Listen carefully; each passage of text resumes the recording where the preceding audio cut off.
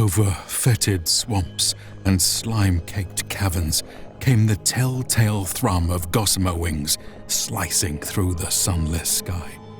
Hideous chittering, like the laughter of corrupted children, heralded their approach. And as they blackened the air above, descending from the heavens, it took all my willpower not to scream. Engorged, distended bellies wobbled and wriggled beneath their monstrous forms. Filth beyond imagining, encrusted with millennia of age and neglect, covered their sickly green hides, and open wounds festered along their abdomens. Beady black eyes, too many eyes, darted back and forth above a gaping maw, and from those hellish depths extended a bladed snout, quivering in its search for prey, quivering in its search for me. I could feel my gorge rise, bile creeping up in my throat, and I turned away, unable to stomach the sight any longer.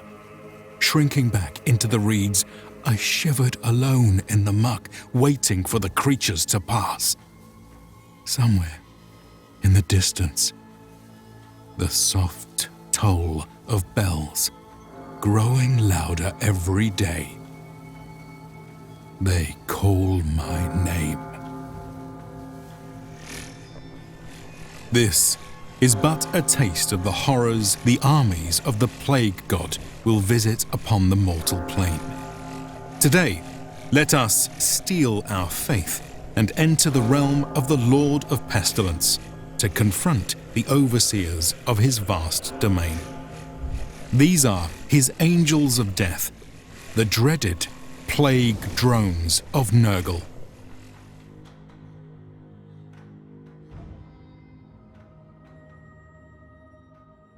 This video was sponsored by Creative Assembly, proud makers of the much-anticipated Total War Warhammer 3. For the uninitiated, gameplay involves taking the reins of a huge variety of factions led by unique, legendary lords, building up your base of power on a turn-based grand strategy map, and duking it out with your enemies in real-time battles. Warhammer 3 is said to be the climactic capstone of a fantastic trilogy which has brought the universe of Warhammer Fantasy to life like never before. Game 3 in particular will explore the edges of the old world and beyond, with factions like Kislev, Cathay, the Four Chaos Gods, and more. It's an exciting time to be a fan of Warhammer, so check the link in the description below to grab yourself a pre-order now and enjoy the ride.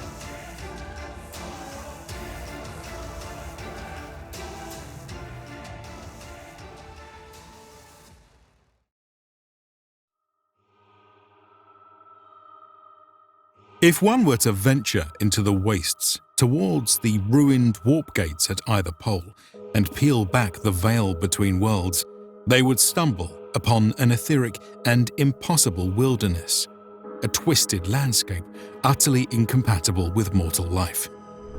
This realm of nightmares feeds on the totality of sentient emotion, molding reality in an ever-changing state of flux.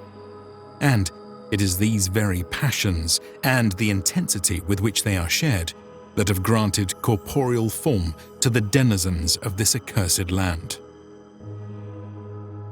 Chief amongst them are the four pillars of the ruinous pantheon: Khorne, Tzeentch, Slaanesh, and Nurgle. Ancient entities who have long desired the corruption, desecration, and destruction of civilization. Every action, every thought, every moment of excess on the material plane is reflected here in some small way. And tormented souls, not safeguarded by Mor or the other gods of the dead, often find themselves trapped in this arcane prison, caught in the clutches of demonkind. Yet even in this desert of waking nightmares, teeming with unnatural life, there exists a green and verdant paradise, an oasis that offers respite in the swirling madness of the Sea of Souls. And so it is that deep within the realms of chaos there grows an immense garden, tended by a jovial and kindly spirit. Here, the Earthfather happily toils, concocting potions and tinctures to share with a grateful planet, his laughter booming across the ether. All manner of critters flock to his side, giggling with mirth as he performs miracles of science and sorcery. And, in truth, the Garden of Nurgle does indeed offer release from the ravages of time, from the horrors of a weary world, sundered by decadence, corruption, and war. But for those wanderers foolish or unlucky enough to venture here, the reality of this unholy arbor is enough to shatter the mind and doom oneself for eternity. It is a realm of disease and decay, a stinking morass stretching beyond the horizon, afflicted with every pox and pestilential plague imaginable. Slurries of flies blot out the heavens in vast moving scabs of ragged black, swarming across every mouldering surface, as grasping vines rake and choke at intruders. Deep within this blighted mansion of misery and mirth, the Rotfather tests his concoctions on the Pox Fulcrum, a she-demon chained and tortured for eons uncounted, assessing the virulence of each new disease that bubbles forth from his cauldron. Even the land itself heaves to and fro as if alive and breathing. But no one could mistake this place as a kingdom for the living. It is a realm of stagnation and slow, decrepit entropy, bearing putrid fruit as the endless centuries creep ever onwards. This ancient, accursed marsh is a reflection of hell, a place where hope goes to die. And it is in these acrid bogs that Nurgle's angels of death are born. From the swamps of the Earthfather's noxious paradise come the excited squeals of his favoured pets, the Slime Hounds and beasts of Nurgle. Filled with the exuberance of a small puppy, they bound forth, lacking any concept of what their bloated forms are truly capable of. Unlike the malevolent demons of the other Chaos Gods, these creatures do not actively wish harm on anyone. They are not insidious schemers, nor do they take pleasure in the torment of their victims. They simply have no understanding of the vile effects they have on flesh, nor the terror they sow amongst mortals. To them, the world is but a playground. The creatures that inhabit it, they're playthings. And they rush forward with fresh anticipation to greet each newcomer in kind. Thus they congregate on the doorstep between worlds, searching for new friends to play with. From here, they occasionally spill out onto the mortal plane, only to be met by a cold, cruel, and unforgiving existence. Many are slaughtered for sport by the steppe tribes of the north, while others are driven into battle, where their childlike excitement and simple minds are taken advantage of by warlords eager to utilize their noxious gifts. Used as line breakers at the outset of an assault, they bound towards enemy formations with rambunctious glee, rolling forward in a mass of putrid fat and trailing contagion, releasing clouds of poisonous ichor and acrid emissions, dissolving anything they touch. To be embraced by such a creature is to court death, not through gnashing teeth or rending talons, but from the delighted caresses of their tentacles and tongues, delivering slobbery licks of love that can find gaps in even the finest armor. Few mortals have the fortitude to resist their charge. But for those disciplined formations prepared to deal with their approach, if the initial impact is weathered, the beasts can find themselves quickly cut down by gunfire, magic, and cold steel, sent howling back into the ether. With each century that passes, with each new death and excruciating return to the Sea of Souls, their playful innocence slowly turns sour, replaced by a seed of discontent. Deep inside, a malevolent canker begins to take root.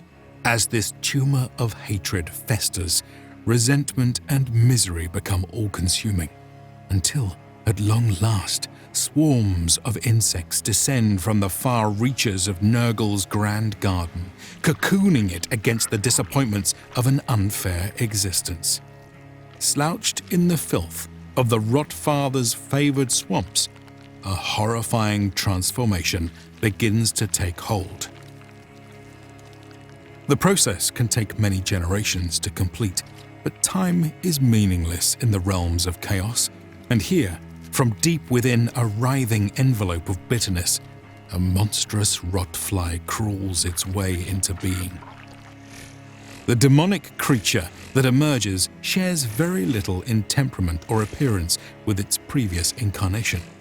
An enormous insect, covered in boils and patches of ragged flesh, buzzes forth from its cocoon, its brittle wings beating faster than the eye can follow, carrying its hulking mass and gnashing mandibles towards the beings that once caused it pain.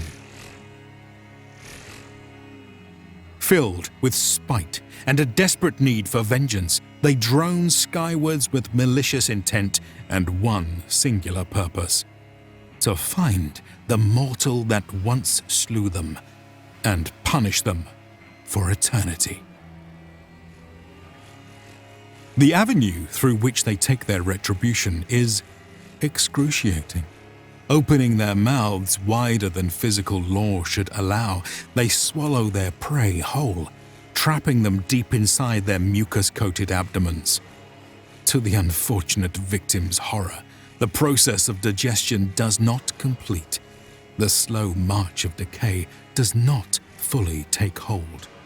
Sustained by the magics of the demon fly and of the ether itself, there is no expiration nor end to the suffering. Confined in this painful purgatory, the subject wallows in their misery, unable to cross the threshold into Mor's embrace. Death never comes. In this way, these colossal insects have a ruinous effect on enemy morale, and it is for this reason that they are highly coveted as steeds.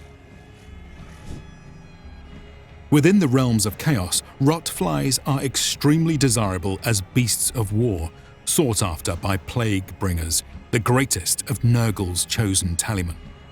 Alone, a rotfly is little more than a vicious animal with a faint whiff of sentience. But its union with a lesser demon presents a unique and terrifying challenge to the armies of the mortal realm. When united with their mounts, these stewards of the garden become exceptional vectors for disease, diagnosing weak points in an enemy battle line, then swooping down from the skies to crack armor and crunch bone with thunderous charges and the precise strikes of their beast's prehensile proboscis. Plague swords, tainted with foul infection, rise and fall in a droning rhythm, corroding armor and injecting deadly toxins into the bloodstreams of their enemies. Even a minor scratch from these weapons can prove fatal, but those that cannot be broken by frontal assault fall victim to the corrosive properties of death's heads, biological grenades formed from victim skulls in the bowels of a rotfly. These profane relics erupt into clouds of gas and slurried sickness upon impact, penetrating even the finest armor and enveloping the battlefield in a repulsive miasma. Such weapons can be used to bombard an enemy formation safely from the skies, or simply as a tool for area denial, invigorating the onrushing hordes of Nurgle's minions. And in this manner do the ranks of the Urfather swell, for each new victim of his rot slowly succumbs, losing his soul and joining the legions of plague bearers in his next wave of invasion. Tales of the pox these creatures visit upon the living have been passed down through the ages, Legend tells of the infestation of Tiranoc in the year 677 of the imperial calendar. This coastal kingdom on the western edge of Ulthuan fell prey to the Angels of Decay, ancient apothecaries who had supped upon the Empire's first settlers in millennia past. On the eve of Geheimnisnacht, the Night of Mysteries, the veil between worlds became dangerously thin, unstable. Survivors reported hearing the horrifying thrum of insectile wings drowning out all other noise, before a rent in reality opened to the creeping vines of Nurgle's manse. Pouring forth through the breach came an endless tide of plague drones, quickly overwhelming the first waves of chariots and mages rushing to contain the rupture. Through the hazy green twilight, wax-sealed death's heads fell amongst disciplined ranks of spearmen, splashing fluids melting armor and flesh alike, and subsequent charges smeared the center of their formations. Caught in a haze of disorienting, noxious fumes, disease quickly spread and the Asir were forced into a fighting retreat. In their haste to contain the demonic threat, the High Elves burned acre upon acre of ancient woodland, ultimately losing control of the fire. Pushed to new heights by rampant swirls of magical energy, the conflagration devastated many sacred sites under the baleful glow of the Chaos Moon, and the invasion was halted only at great cost to the Asir defenders.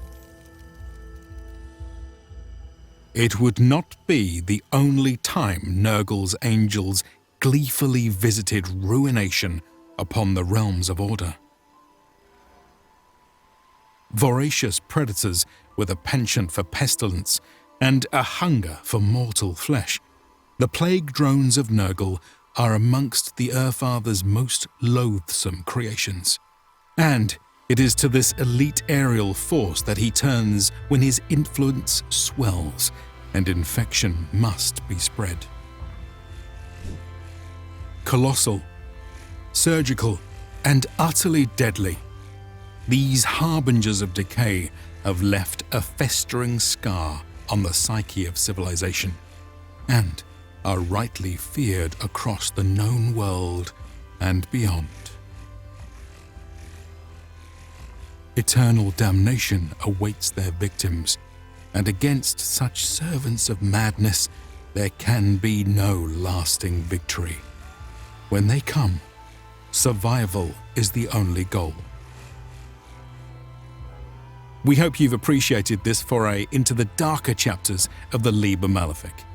Let us know what other units from Warhammer Fantasy or history that you would like to see covered next. A huge thanks to the patrons for funding the channel, to Invicta for his fantastic editing and direction, the Penta art team for their glorious depictions of the Warhammer world, and to Indypride from Milk and Cookies Total War for bringing this episode to life with his writing. Be sure to like and subscribe for more content and check out these other related videos. See you in the next one.